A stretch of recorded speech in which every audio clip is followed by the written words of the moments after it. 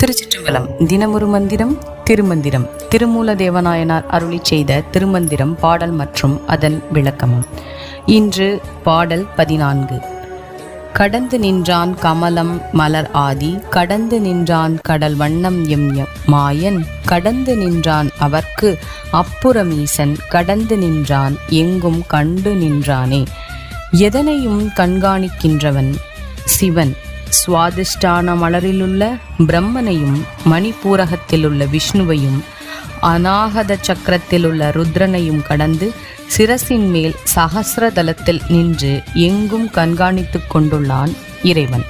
திருமூலனாகிய யாம் வழங்கிய இந்த 3000 தமிழ் மந்திரங்களும் யாம் பெற்ற இன்பம் இந்த உலகத்தில் உள்ள அனைத்து உயிர்களும் பெற வேண்டும் என்ற அன்பினாலேயே எம் குருநாதன் இறைவனின் அருளால் வழங்கப் பெற்றது. இந்த மந்திரங்களை காலையில் எழுந்து அவற்றின் பொருளை ஓதி உணர்ந்து அதில் உள்ள கருத்துக்களை கடைபிடித்து வந்தால் உலகங்கள் அனைத்திற்கும் தலைவனாகிய சதாசிவமூர்த்தியை சென்று அடைந்து யாம் பெற்ற பேரின்பத்தை அனைவரும் பெறலாம் என்று திருமூலர் அருளுகிறார்.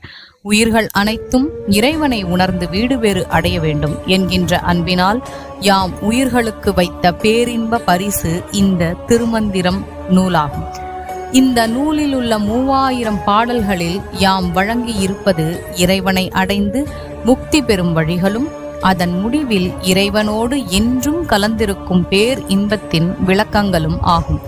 இறைவனின் அருளால் அறிவுபூர்வமாக இயற்றப்பட்ட இந்த 3000 பாடல்களும் அனைவருக்கும் பொதுவானவையாகும்.